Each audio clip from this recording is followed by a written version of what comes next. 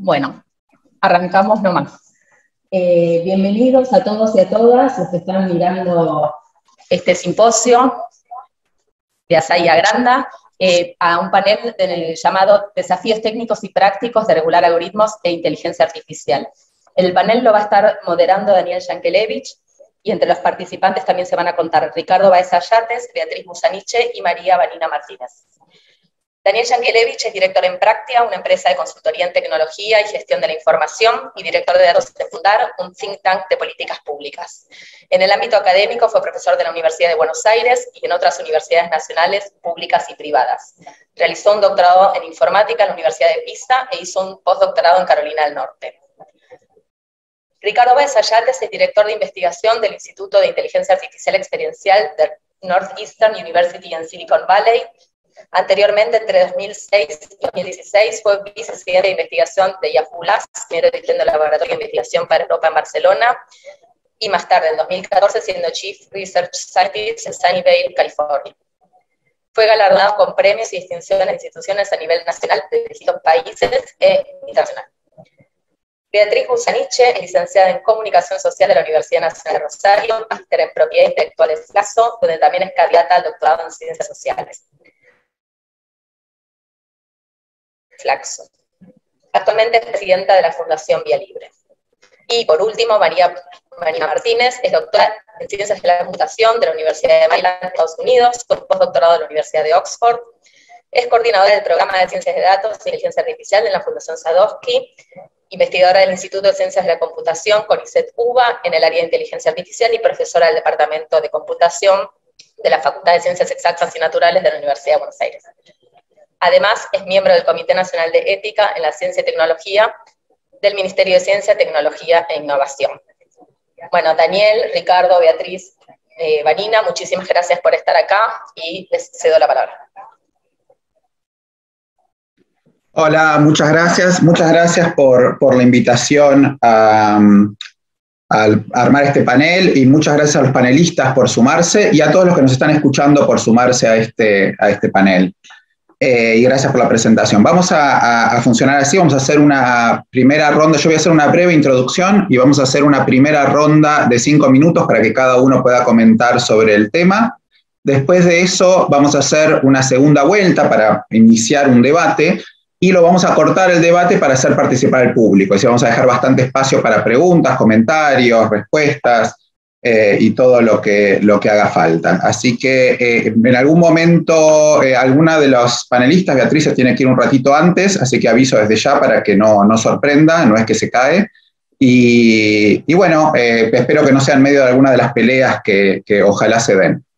El tema es regulación de inteligencia artificial y algoritmos, y la verdad, cuando a mí la primera vez que escuché hablar del tema, hace varios años, sobre el tema de regulación de algoritmos, yo pensaba, pero ¿qué quiere decir, ¿no? ¿Cómo se regulan los algoritmos? Los algoritmos son entidades abstractas, como una ecuación, digamos, uno no puede regular una ecuación, decir, esta ecuación no está, digamos, hago alguna regla o alguna legislación o lo que sea.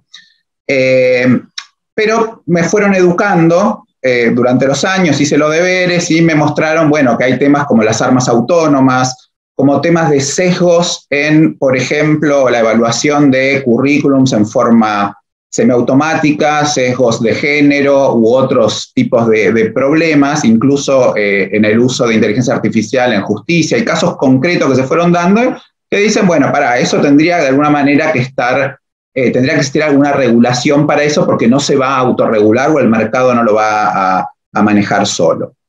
En Fundar trabajamos con el equipo, esto es algo que discutimos en el equipo de datos, y surgieron una cantidad impresionante de problemas prácticos a la hora de discutir qué quiere decir regular algoritmos. Primero, por la cantidad de algoritmos que hay dando vueltas y que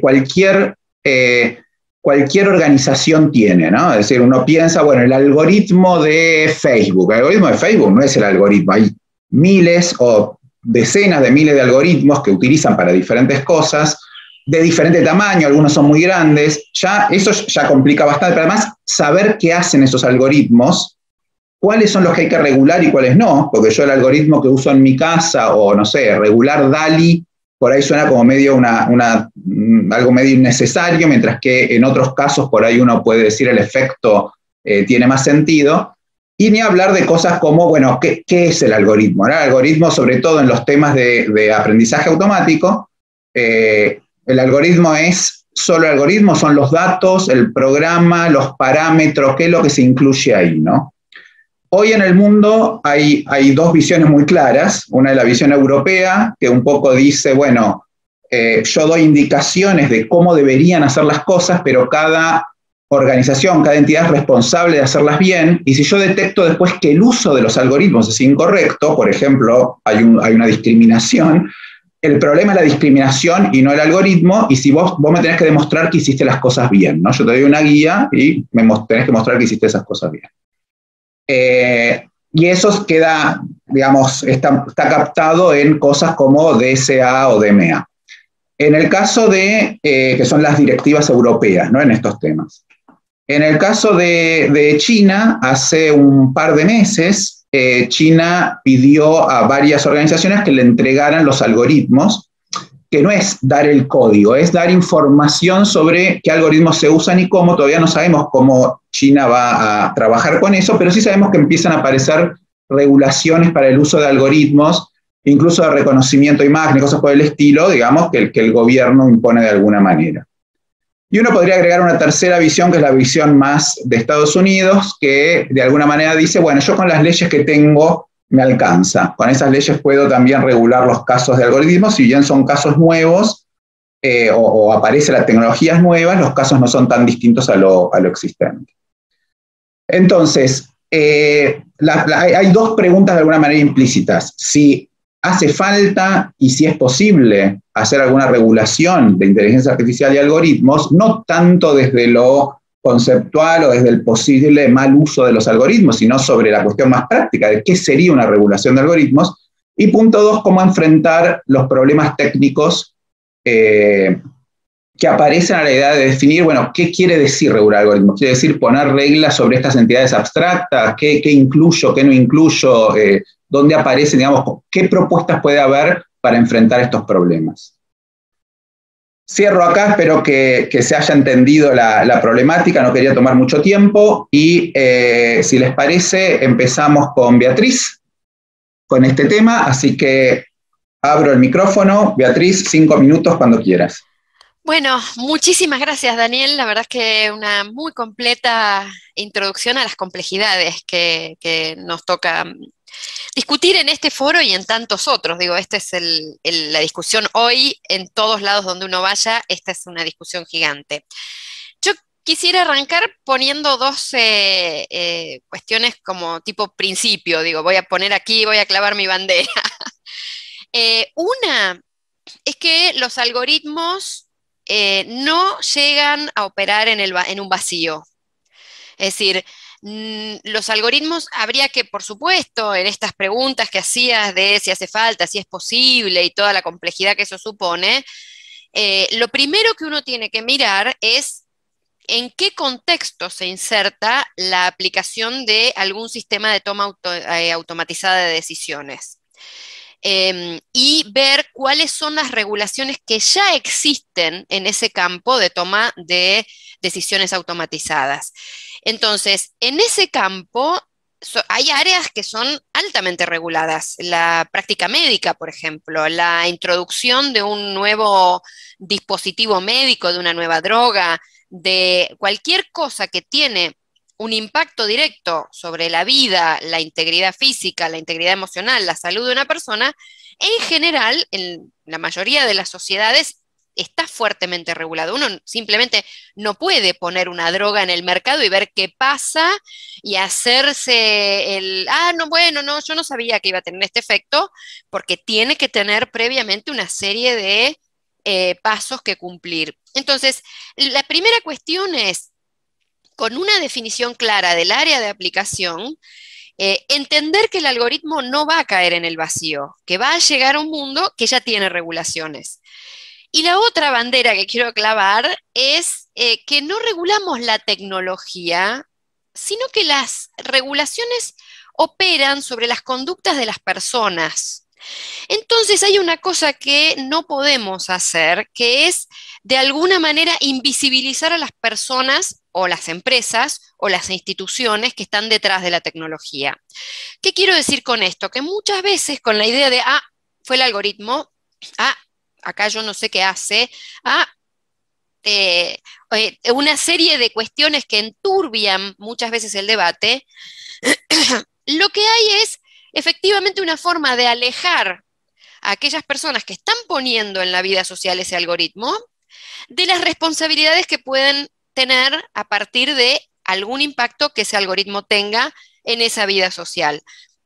También hay que analizar que no todos los algoritmos tienen riesgos o tienen beneficios o tienen... no estamos hablando de una cosa unívoca. Es muy complejo el escenario. Es muy difícil decir algo sobre los algoritmos que encaje para todos los algoritmos conocidos. Entonces, también hace falta hacer esa disección de sobre qué terreno opera, cuáles son ya las regulaciones de ese terreno, y cuál es la responsabilidad que tienen las personas, instituciones, empresas, organizaciones que ponen ese sistema a tomar decisiones de forma automatizada. Y dijiste recién el tema de armas autónomas, yo mencionaba los temas vinculados con salud, hay algoritmos que toman decisiones editoriales, hay algoritmos que toman decisiones sobre la libertad de una persona, hay sistemas automatizados que administran las posibilidades de acceder a un crédito, a una beca. En todos esos campos en los cuales una persona ya tiene el derecho a saber y a ser informada sobre cómo se ha tomado esa decisión, ese derecho no prescribe porque en el proceso se inserte una decisión automatizada. Quien decide poner una decisión automatizada ahí tiene que seguir cumpliendo con su obligación, muchas veces legal, pero mayormente ética, de explicar por qué una persona no ha recibido un crédito o no ha recibido una beca o no ha obtenido su libertad condicional. Y dejo acá 5 minutitos. Muchísimas gracias, exacto, muy bien el timing. Muchísimas gracias, Beatriz.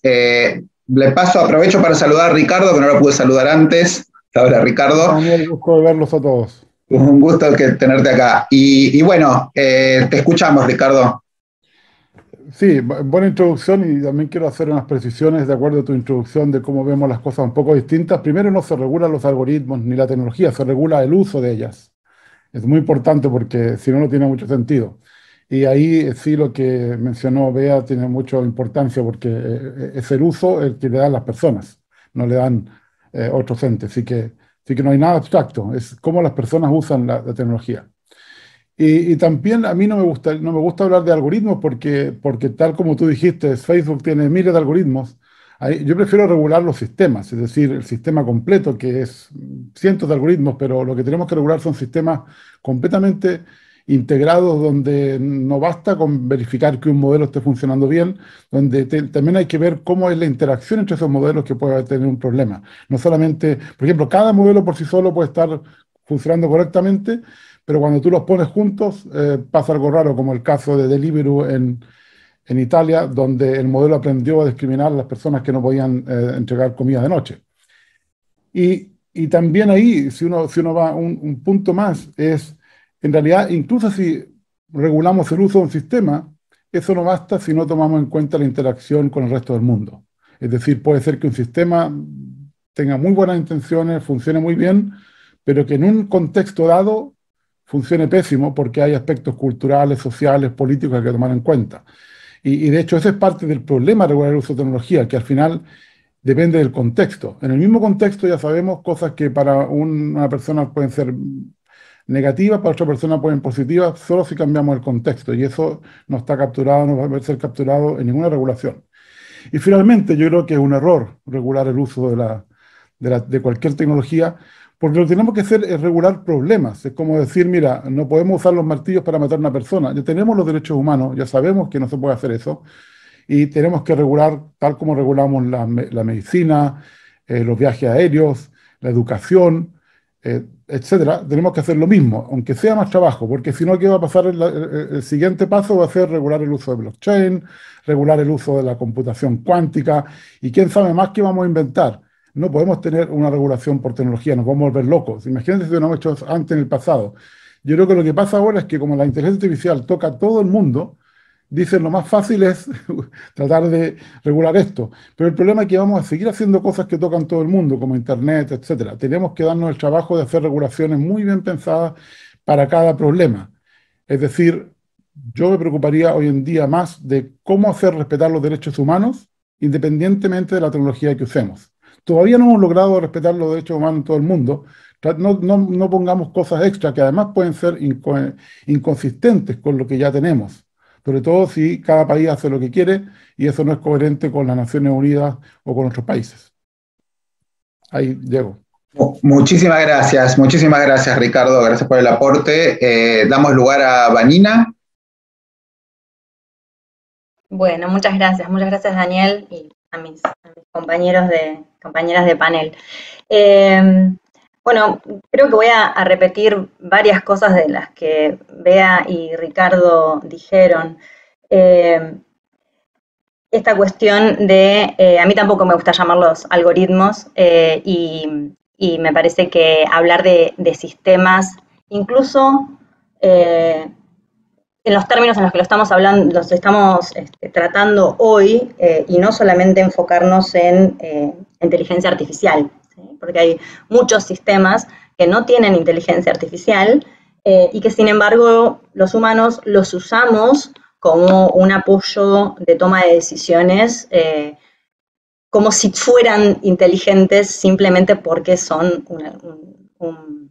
un proceso automatizado y puede, por ejemplo, hacer cosas como leer una cantidad masiva de datos que un ser humano no podría. Dicho esto, también estoy de acuerdo con que la regulación debería venir en el uso, quizás un poco en el desarrollo de ciertos sistemas informáticos que tocan dominios de mucha complejidad, como los que se nombraron aquí mismo. Yo en particular, en mi caso personal, desde hace varios años que estoy trabajando con otros colegas, pensando sobre la regulación y la prohibición de las armas autónomas, y surgen muchas complejidades que uno empieza a pensar, bueno, en este dominio sí, en el otro no, y dónde están los límites, ¿no? Creo que uno de los grandes desafíos que tenemos es, ok, podemos regular el uso de ciertos sistemas, de ciertas tecnologías. Es muy difícil porque vamos a tener que poder clasificar estos sistemas en qué es lo que pueden hacer, ¿no? Para justificar el hecho de que se prohíban o se restrinjan en esos dominios. Y una de las cosas que nos falta es poder entender qué hacen los sistemas en general, sobre todo cuando consideramos conjuntos de sistemas que trabajan justamente en conjunto, como decía Ricardo, y que, bueno, si tenemos suerte podemos entender cómo funciona uno, medirlo con distintas métricas, la performance, el sesgo, etcétera, etcétera, etcétera. ¿Qué pasa cuando los combinamos a todos? La verdad es que no tenemos herramientas desde el punto de vista científico-tecnológico que nos permitan hacer esas medidas realmente y que podamos decir, bueno, este software es confiable dado estos parámetros, ¿no? Dado este dominio, dado este contexto, estas métricas que tenemos nos dan una cierta confiabilidad sobre cómo se va a comportar este sistema. La verdad es que no las tenemos. Hay un gran empeño de trabajar desde el punto de vista científico en eso, pero estamos todavía en un momento muy embrionario. En un mundo ideal, a mí me encantaría que no regulemos nada que tenga que ver con la ciencia, pero no vivimos en un mundo ideal, vivimos en un mundo donde las personas Cada uno de nosotros tiene sus objetivos, algunos más o menos aceptables, y la realidad es que, dada una herramienta como son los sistemas informáticos o los sistemas que toman decisiones automatizadas, es muy fácil que por distintos objetivos, ya sea comerciales, por negligencia, etcétera, se puedan producir impactos no deseados en la población. Y por último, ya para cerrar, hablando también de este mundo ideal, y yéndome un poquito de la regulación, pero me parece que es algo importante para el debate, es pensar en la educación de la sociedad con respecto al uso de estos sistemas. ¿Qué necesita el ciudadano de a pie para poder entender y para poder hacer frente al uso de un sistema que podría estar pasando por encima de sus derechos? Desde el punto de vista laboral, ¿qué necesita saber una persona para poder trabajar con estos sistemas en conjunto? Y desde el punto de vista de la construcción de los sistemas en sí mismos, pues la mayoría de los programas de ingeniería, de computación, de inteligencia artificial, tienen una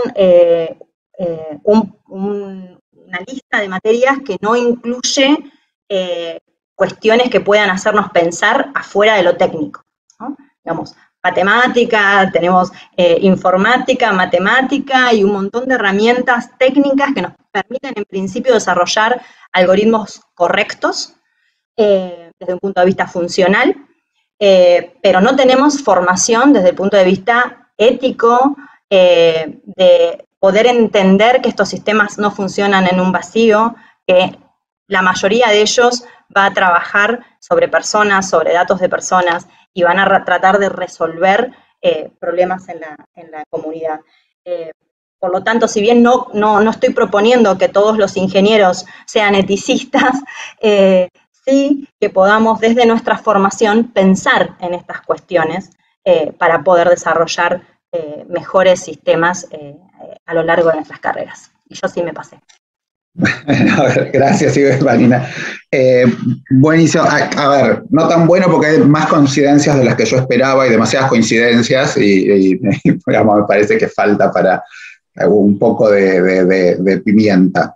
Para poner un poco de pimienta voy a consultar, hacer una pregunta concreta que es, vieron que hay unas propuestas de diferentes reglas, de alguna manera, que los algoritmos, en particular los basados en inteligencia artificial, deberían cumplir en esta cuestión de incluir ética por diseño, digamos, ¿no? Entonces está, por ejemplo, las reglas FATE, Fairness, Accountability, Transparency y Ethics, que dan algunas reglas, digamos, que deberían tenerse en cuenta en la construcción de algoritmos, que es un poco lo que comentaba Vanina.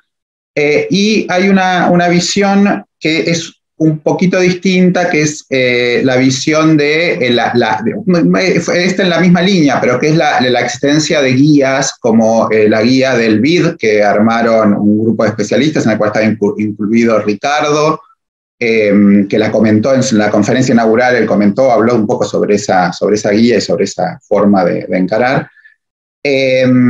Ahora, mi pregunta sería, supongamos que estamos en algún dominio, en algún contexto en el cual consideramos que tal vez debería controlarse que el desarrollo se haya hecho de determinada manera, o que el algoritmo en uso cumple con el FATE o con lo que sea.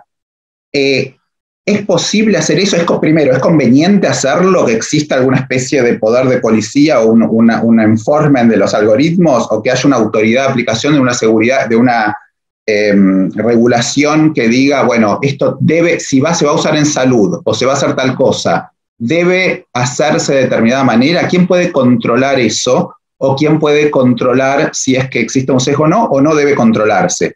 Y ahora reduciendo a los lugares en los cuales coincidimos que puede haber problemas, ¿no? Salud, dejemos de lado armas por un segundo, que me parece que es un ejemplo por ahí muy extremo, pero ejemplos prácticos, cotidianos, en los cuales sabemos que puede ser problemático. No sé si alguien quiere tomar el tema.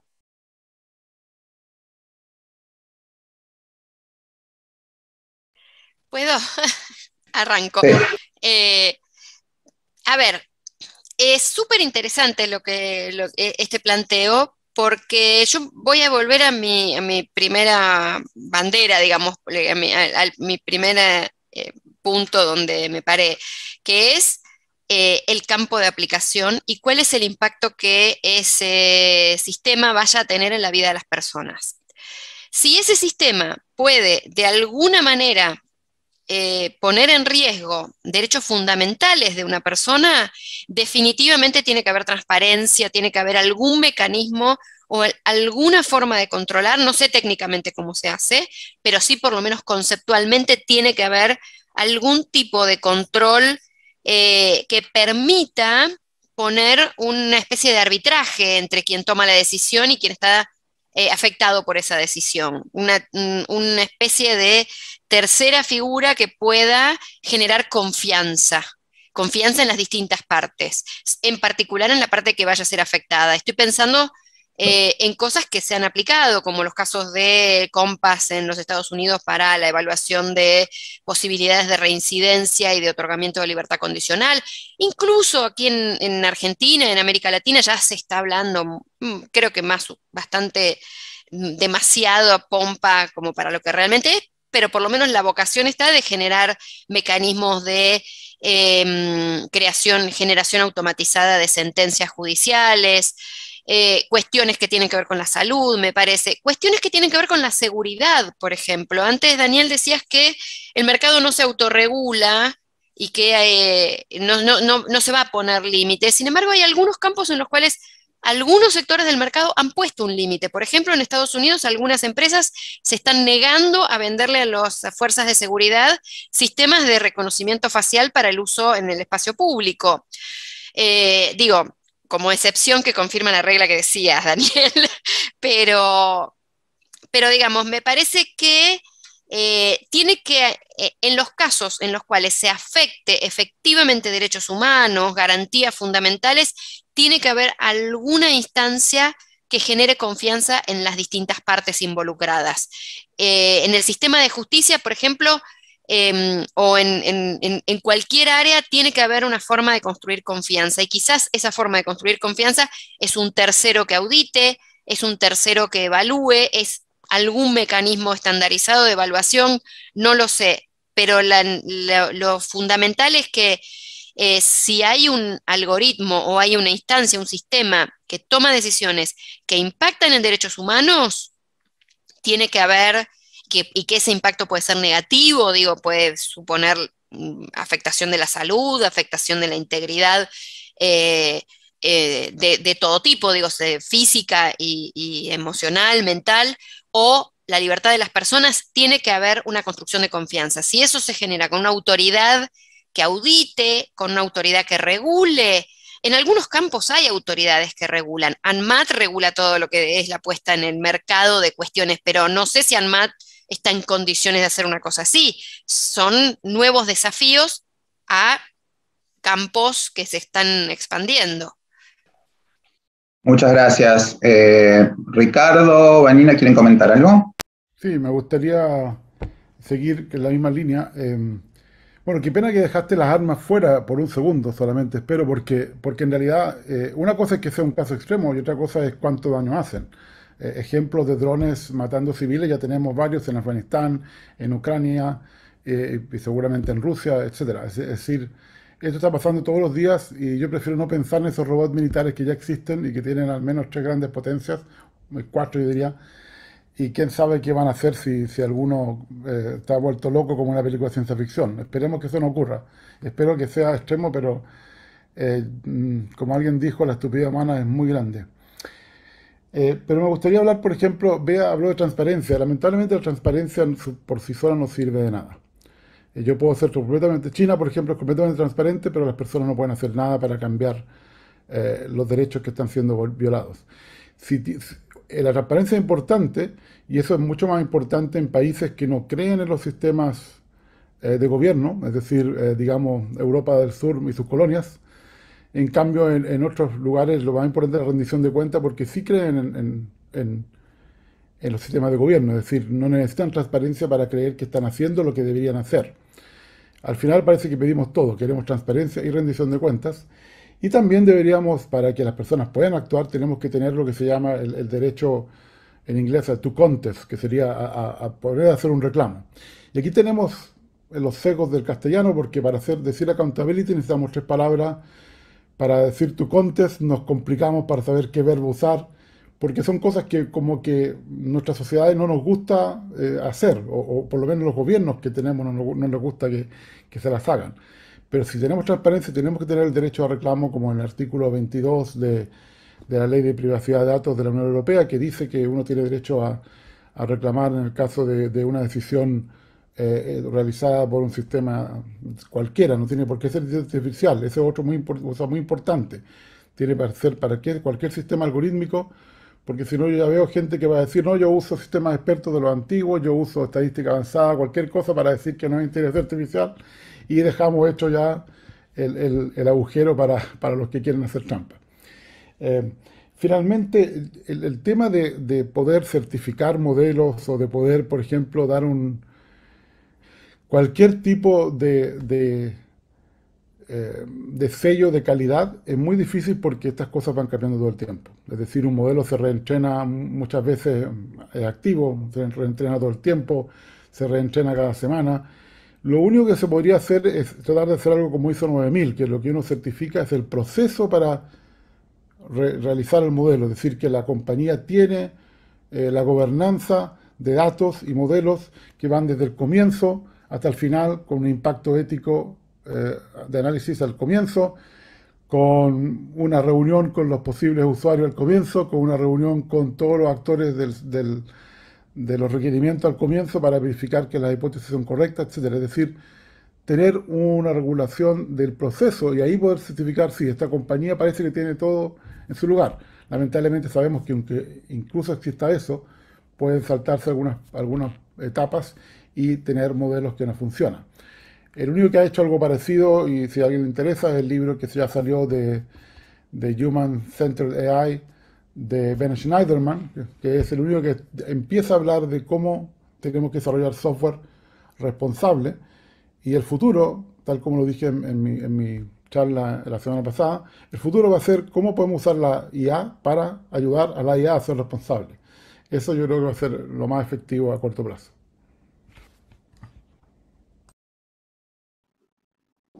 Bueno, muchísimas gracias. Sí, Marina, perdón.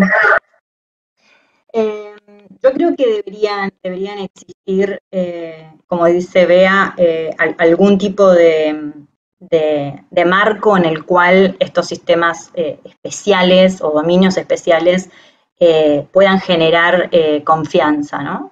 Creo también que creo que lo dije anteriormente, es muy difícil que podamos hacerlo, pero sí en el proceso, como dice Ricardo. Me parece que ahí hay algo muy importante que tenemos que pensar en la regulación como esta manera de asignar responsabilidades desde el principio del ciclo de vida de un sistema informático. Desde que se piensa, se diseña, se implementa, se despliega y sobre todo, y esto también es problemático para los algoritmos que aprenden, a lo largo del resto de su vida, ¿no? Incluso cuando lo vayamos a desechar a ese sistema, ¿no? Porque siempre pensamos, esto es interesante,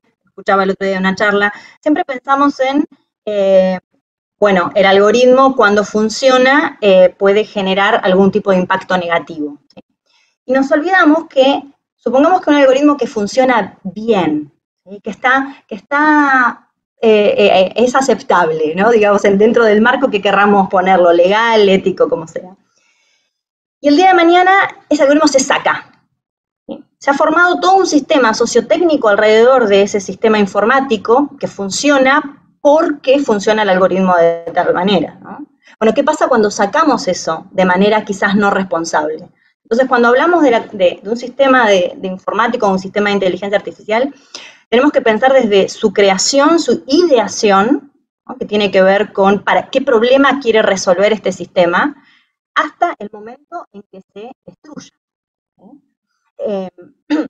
Entonces, estas regulaciones que por ahí uno puede proponer sobre el proceso de construcción, tiene que tener en cuenta eso, ¿no? El mantenimiento y el desecho de los sistemas. Ay, disculpen.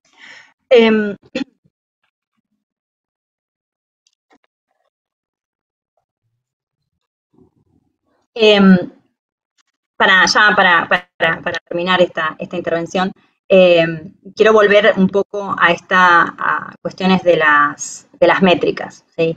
¿Qué vamos a medir para poder decir que algo es confiable? ¿Qué quiere decir que algo es confiable? En términos cuantitativos, cualitativos, una combinación de ambos. Si los sistemas actuales no son solamente algoritmos, sino que son algoritmos combinados con datos que cambian con el tiempo. ¿Cómo cambia esa confianza a lo largo del ciclo de vida del sistema? Solamente para dar un ejemplo cortito y ya termino. En Estados Unidos, los dispositivos que se utilizan para cuestiones de salud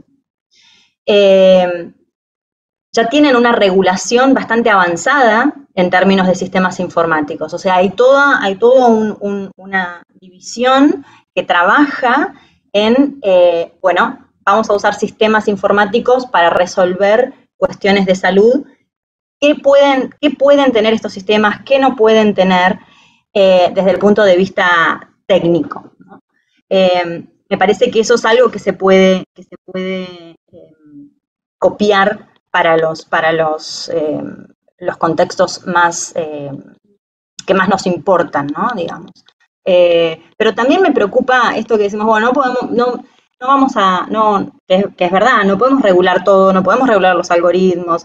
Bueno, pero ¿qué pasa con esos sistemas aparentemente benévolos o que no tienen ningún tipo de efecto fuerte respecto a los derechos humanos, pero que sin embargo son los que manipulan, manejan, administran nuestras decisiones diarias?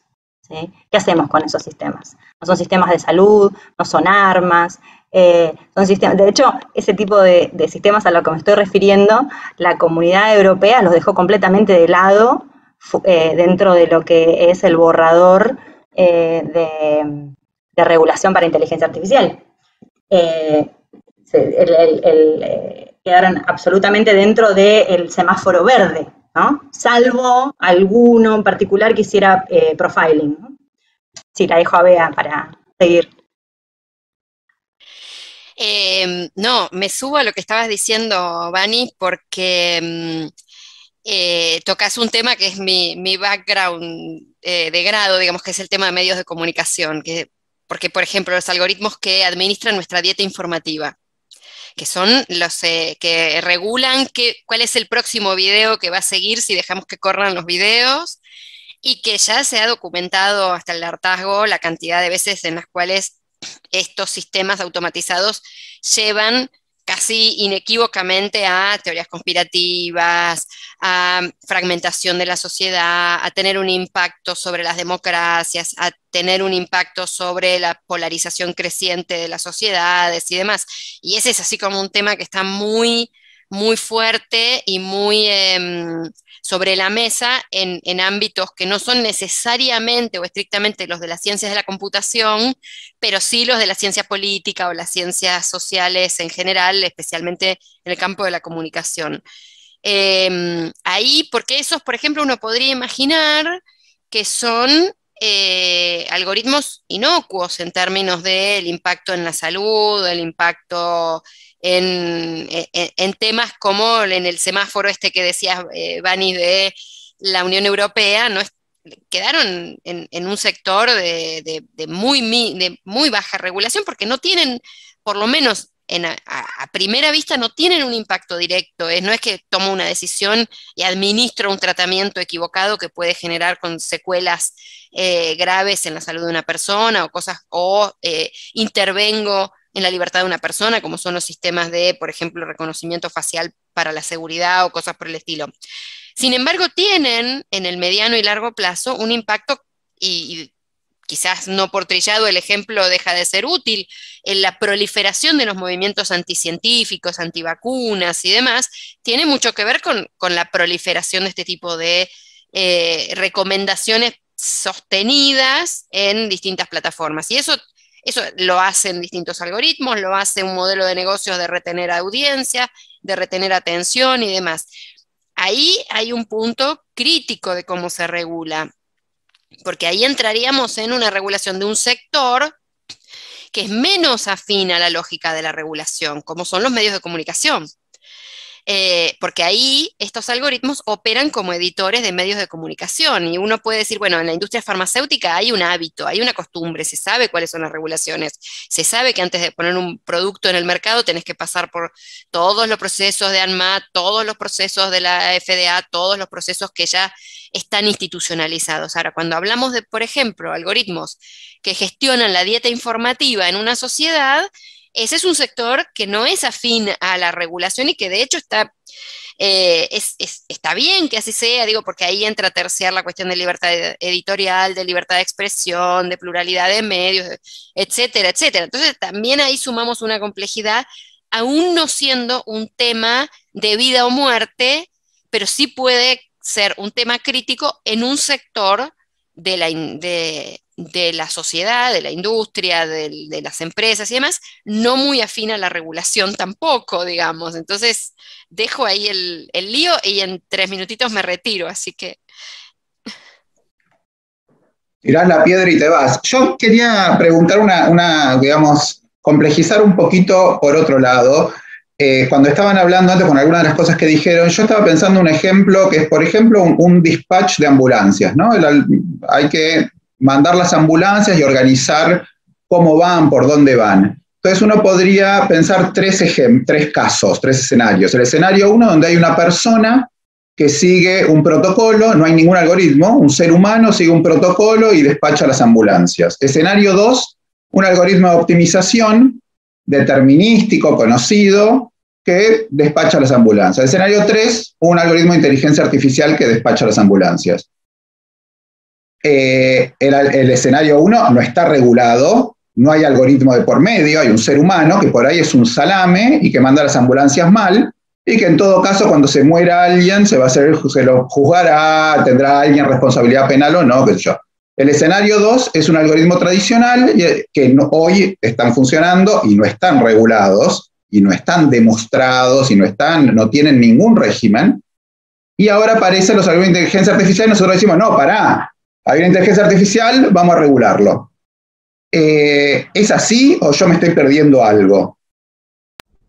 Yo creo que ahí te estás perdiendo algo, porque el humano está regulado ya. El humano seguro que tiene reglas mínimas que cumplir y por eso, digamos, va a ser, por ejemplo, demandado en Estados Unidos, seguro. En otros países no tanto.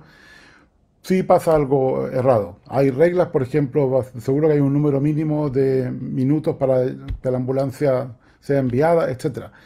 Y algo muy importante entonces que no puedo hablar, pero va a ocurrir pronto, es que uno debiera esperar que cualquier regulación, ya sea del sector, que es lo que yo prefiero, o del uso de la tecnología, va a tener que cumplir las mismas regulaciones que están cumpliendo los seres humanos hoy en día. Y eso es lo que no se habla, y yo creo que eso es lo que hay que hacer. Es decir, no puede ser que...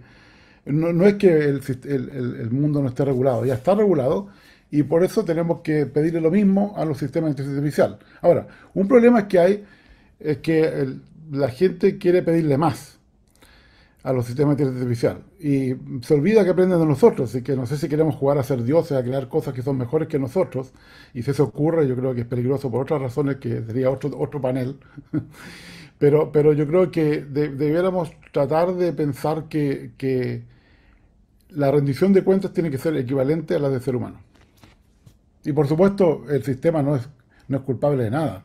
El que vende el sistema es el culpable, tal como cualquier otro producto. No sé por qué aquí las cosas son más difusas, que a quién tenemos que echarle la culpa, al que programó, al que etiquetó los datos, al que consiguió los datos. No, el que vende el sistema es el culpable, tal como cualquier otro producto del mundo, un auto, un avión, etcétera. Muchísimas gracias, excelente. Me parece que estamos encontrando algunas conclusiones bastante interesantes. Lamento que Beatriz se tenía que ir. Si les parece, abrimos ahora sí a preguntas de la audiencia, así pueden participar más gente. Hay una primera pregunta de Ernesto Mirlej, que te pide, Ricardo, si podrías ampliar el caso del delivery en Italia.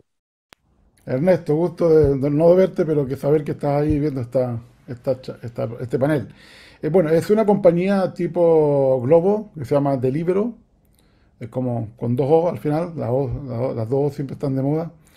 Y este fue un caso que creo que comenzó como en el año 2018, si no me equivoco, cuando un grupo de gente que repartía comida se dio cuenta que ganaba mucho menos que otro grupo que repartía comida. Y no eran todos inmigrantes, no eran todos mujeres, no eran todos de un solo color de piel. Así que dijeron, no sabemos qué está pasando aquí, pero nos sentimos discriminados. Y demandaron a la compañía, esta Deliveroo, que es una compañía europea, y después de 2 años de juicio, la jueza, una jueza italiana, dijo que había habido discriminación indirecta a estas personas. Esto fue, creo, si la memoria no me equivoca, fue enero del 2021, o enero, sí, creo que fue enero del 2021, y es un poco más de un año y medio. En enero pasaron tantas cosas, porque enero también renunció todo el gobierno de Holanda por otro algoritmo. Así que ese fue un mes trágico para la inteligencia artificial. Bueno, ¿qué había pasado? Por supuesto, un perito analizó el modelo, y el modelo básicamente lo que quería era vender más comida, y por supuesto lo que hizo fue darle más trabajo a la gente que podía repartir a la hora que había más demanda, que era la noche. Pero como legalmente uno no tiene obligación de trabajar de noche, o si uno tiene hijos, personas dependientes, el sistema encontró que, por supuesto, la forma más fácil era dar la misma cantidad de trabajo a toda la gente que podía en ese momento, y con eso discriminaba a la gente que solo podía trabajar de día. La solución era muy fácil, era aplicar un poco de balance y darle un poco más de trabajo a la gente que solo podía repartir de día, que es muy fácil saberlo, el sistema lo sabe, y así por lo menos balancear en lo posible, porque la demanda es mucho más baja, esto, y que no hubiera una discriminación tan fuerte. Y este es un caso donde el sesgo no viene de los datos, el sesgo viene de la optimización que está haciendo el sistema, que lo que quiere es maximizar la ganancia del negocio. Así que es un ejemplo muy interesante de sesgo que viene de la función misma de optimización. Muchas gracias, Ricardo. Es un punto importantísimo, es el de los sesgos que vienen por la pregunta, ¿cuál es tu objetivo de optimizar? ¿No? Y el otro sesgo muy importante que la gente se olvida es los sesgos que ocurren en la interacción del sistema con los usuarios, como los sesgos de popularidad, los sesgos de exposición y otros sesgos más que generan que todos los mercados electrónicos que tenemos sean bien injustos. Agrego una cosita, Ernesto, si te interesa el tema, hay un trabajo de Sebastián Echemendi, que es un especialista en los temas de trabajo, sobre el trabajo en plataformas, que analiza este caso y otros casos similares. Vanina, ¿vos querías agregar algo? Sí, una cosita nada más, que este ejemplo es muy interesante para demostrar el potencial que tiene la inteligencia artificial para, como decía Ricardo, corregirse a ella misma de alguna manera, o los sistemas que nosotros generamos, ¿no? O sea, la inteligencia artificial que nosotros tenemos en este momento es muy buena encontrando patrones que a nosotros los seres humanos se nos escapan, ¿no? Y optimizando esos patrones. Como analizando este sistema, uno puede encontrar que no hay ningún error en el algoritmo, sino que es el propio uso y el propio sistema, cómo funciona de oferta y demanda para que el sistema optimice, ¿no? Sí, y para complementar eso, como todas las cosas obvias, son obvias después que se saben. Porque si uno lo piensa es obvio, pero bueno, a nadie se le ocurrió antes para decir, si hay un desbalance de trabajo, tratemos de regularnos nosotros mismos. Porque el sistema podía haberse autorregulado, pero nunca el ingeniero que lo hizo se le ocurrió, tenemos que preocuparnos de que le demos la misma cantidad de trabajo a toda la gente para que sea equitativo. Es un tema de equidad.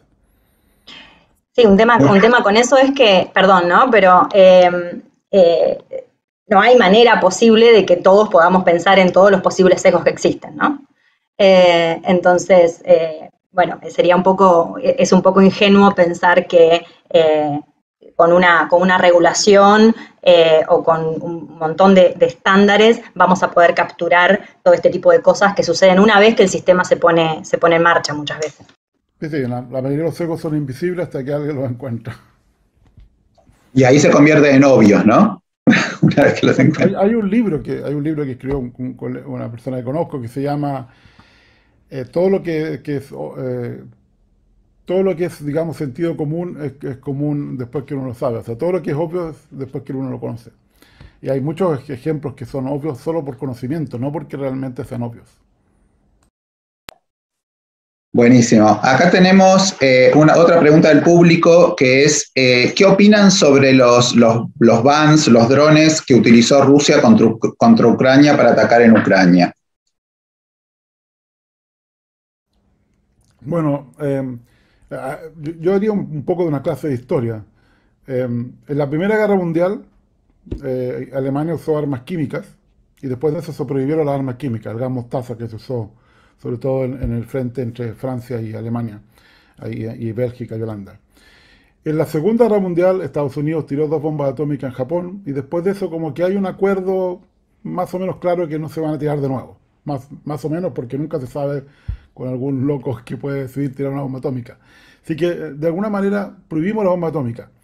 Yo no sé si estamos esperando la Tercera Guerra Mundial para prohibir que ocurra esto. Y la diferencia que hay, para mí, peligrosísima, entre, por ejemplo, una bomba atómica que es trágico, que son decenas de miles de personas que pueden morir al instante, es que para mí la inteligencia artificial es como una bomba de racimo, llega a todo el mundo. Así que no es que sea en una ciudad o una región del mundo, es en todas partes. Y ese es el peligro, porque esto puede no ser solamente algo como un arma física, puede ser otros tipos de problemas como ciberseguridad. ¿Se imaginan un sistema que se encargue de dejar sin luz Argentina por 6 meses? ¿Qué pasa después de eso? O sea, eso afecta a todo el mundo, mueren un montón de personas por distintos problemas, hospitales, etc.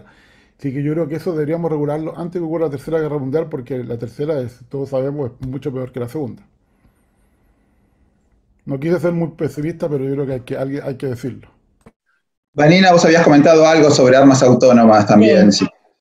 Sí, es muy triste ver el proceso, ¿no? En las Naciones Unidas desde el 2014, si no me equivoco, o previo a eso, que se está trabajando en un grupo de expertos trabajando en pensar cómo regular los sistemas de armas autónomos. Y digo que es muy triste ver el proceso porque cuando uno es testigo de esas reuniones y de cómo avanzan y cómo no avanzan y de los argumentos que esbozan cada una básicamente de las potencias que son los que ya tienen estas armas, retrasando el proceso de poder llegar a un acuerdo sobre cómo vamos a permitir y cuáles de estas armas vamos a permitir. Yo recuerdo cuando yo empecé a involucrarme con este tema, el eslogan, digamos, de la campaña para detener a los robots asesinos era detengámoslos antes que existan.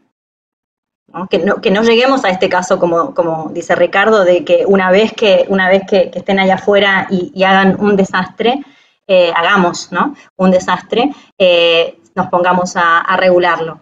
Y llegó el lamentable momento en el que las armas autónomas se hicieron públicas, porque ya existían desde antes, se hicieron públicas como es en este momento, y no hay absolutamente ningún tipo de acuerdo posible, y ahora en esta situación de guerra menos todavía, sobre qué hacer con eso, ¿no?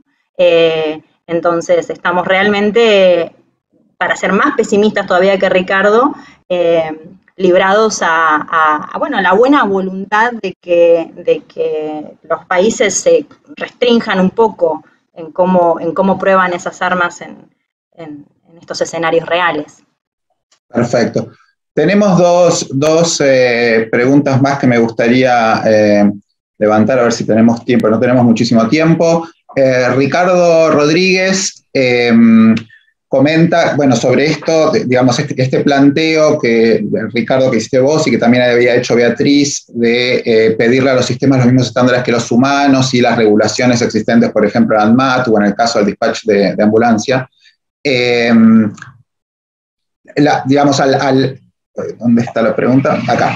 El problema es que para decir que una persona es imputable a un delito al tomar una decisión hay que probar la mala intención o la intencionalidad. ¿Qué significa eso en un sistema de inteligencia artificial? Es decir, ¿cómo medir los temas de intencionalidad que aparecen en justicia penal? O, claramente el sistema no puede ser imputable, por lo tanto tendría que ser la compañía o el responsable. Es decir, un poco cómo se aplicarían a los casos de inteligencia artificial la intencionalidad y los estándares de la justicia penal. Yo creo que hay una intencionalidad cuando uno vende un producto, así que yo no veo ninguna diferencia entre vender por ejemplo, entre vender comida contaminada y un sistema que puede cometer errores. Uno no se puede escudar en la incompetencia humana. Yo creo que eso ya lo hemos usado mucho. Yo creo que hay que ser responsable. Si uno decide vender un producto que puede tener un error, ya sea porque daña a una persona vía un software, o daña a una persona porque tiene bacterias, o porque el medicamento está vencido, o lo que sea, yo creo que es lo mismo. Yo creo que no tenemos que hacer ninguna diferencia. Y insisto que yo creo que parte del problema que estamos haciendo es que hacemos diferencia entre la IA y el resto del mundo, y es lo mismo. Tenemos que aplicar las mismas reglas, aunque sea un poco más complicado algunas veces, y tal vez lo que va a pasar, y eso es un poco una pesadilla que yo creo que voy a tener en el futuro, es que sean las compañías de seguros las que resuelvan el problema. Van a haber seguros para evitar eso, ¿y qué va a pasar? El software va a ser más caro, tal como la salud es más cara en Estados Unidos.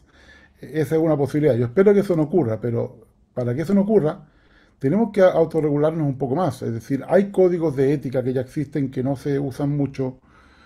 Vean el anuncio que va a hacer ACM mañana, no puedo decir nada más, pero véanlo. Casualmente va a ser un anuncio importante que tiene que ver con este panel mañana. Y ¿cómo hacemos para que hagamos mejor software? Por ejemplo, no podemos estar usando prueba y error. Si yo supiera que hay un informático que hizo un edificio, yo no me subo, porque no sé si se va a caer o no, porque así hacemos las cosas. Los sistemas debieran funcionar bien la primera vez. Debiera haber más ingeniería en la computación que lo que hay hoy en día. Es decir, uno puede decir, sí, hay 1000 bugs en el sistema, estamos buscándolas. Eso ya es ya decir eso, tenemos un problema de ética, porque no podemos estar además pidiendo a la gente que confíe en lo que hacemos si nosotros sabemos que no está bien. Y eso es parte del gran problema de la inteligencia artificial. Sabemos que no funciona todo el tiempo, que hay 90%, 95%. Entonces, ¿cómo podemos pedir que haya inteligencia artificial confiable si nosotros sabemos que está mal? Eso yo creo que es...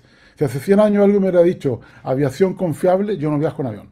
Yo digo, algo me están ocultando y el avión se va a caer. Es como una vez me dijeron en un país de Latinoamérica, si alguien te dice no te preocupes, empieza a preocuparte. Eso es lo que pasa muchas veces. Así que yo creo que tenemos cosas culturales que tenemos que resolver. ¿Podemos hacer las cosas bien? Sí, pero sale más caro, toma más tiempo, pero esa es la única manera de hacerlo. Tenemos que hacer una ingeniería del mismo nivel de la ingeniería civil que construye puentes y edificios. Muchísimas gracias. Tenemos una primicia, que es lo mejor que puede haber para alguien en un medio así que está diciendo, tenemos una primicia de algo que va a salir mañana. A mí me gustaría cerrar, no tenemos más tiempo, lamentablemente hay más preguntas y hay un montón para conversar de todos estos temas y cosas que se van disparando, pero quisiera cerrar con una opinión, que es un poco opinión-pregunta, y pedirles un cierre a Vanina y a Ricardo sobre esta opinión, que es de Esteban Feuerstein. Esteban comenta que de alguna manera nosotros creamos este monstruo y que tenemos la responsabilidad de trabajar sobre lo que sea, regulaciones o el desafío que representa la creación de esto. Y lo compara con la situación que se vivió décadas atrás con el desarrollo de los sistemas informáticos, ¿no? Cuando aparece auditoría informática, informática forense, correctitud formal, todas las técnicas de testing, que él dice, y cito, fueron desarrolladas por informáticos para sostener el edificio que se estaban construyendo, ¿no? Entonces, de alguna manera, bueno, ¿cuáles serían las cosas que podemos desarrollar para esta nueva generación de sistemas? Ya podemos decir, ¿no?, que tenemos que mirar los sistemas y qué cosas tenemos que desarrollar y cuál es nuestra obligación como informáticos en esta nueva etapa. Bueno, les empiezo yo y yo creo que hay un campo que es fundamental, muy difícil y que no hay todavía grandes avances en eso, que es poder probar la correctitud de estos sistemas. Desde el punto de vista de verificación y validación de software, ¿no? Digamos, es un campo que creo yo justamente es por la complejidad que implica, todavía no terminamos de entender cómo funcionan las redes neuronales, crear sistemas que puedan validarlos, crear metodologías que puedan validarlos es una pregunta súper abierta desde el punto de vista científico. Y me parece también que en otra parte en la que tenemos que trabajar como desarrolladores de este tipo de sistemas es intentar alejarnos un poco en lo posible, y esto puede ser problemático lo que estoy diciendo, de sistemas que realmente no pueden ser explicados, que no pueden ser interpretados siquiera, ¿no? Valiendo que valga la diferencia entre interpretabilidad y explicación. Hablemos de interpretabilidad como mínimo, ¿no? Explicación ya podemos pensarlo en cuestiones de la audiencia y los usuarios, pero como mínimo sistemas que son interpretables, que puedan dar luego lugar a transparencia y rendición de cuentas, o cualquiera sea el formato de regulación o restricción o estandarización en el cual nos embarquemos. Ricardo, vos ya estás trabajando también en esta línea, como comentaba Nina, así que, bueno, ¿qué cosas están haciendo para construir este andamiaje? Sí, nosotros estamos trabajando en una visión integral de lo que es la IA responsable. Lo pueden buscar en el sitio web del instituto, que es ia.northsystem.edu. Pero me gustaría, muy bueno, tenía que saludar a mi tocayo Ricardo y Esteban, otro gran amigo. Yo creo que hay un punto importante que ya mencionó Vanina, el hecho de que no podemos, por ejemplo, validar estos sistemas. Es decir, que todas las herramientas que inventamos no se aplican porque son sistemas tan complejos que no los entendemos. Pero yo creo que más así, no los entendemos, pero seguimos usándolos. Y seguimos haciendo experimentos con ellos. Para mí esto es más que, es como que una degradación de lo que estamos haciendo. O sea, uno debería hacer ingeniería y estamos haciendo algo que no es totalmente ingeniería.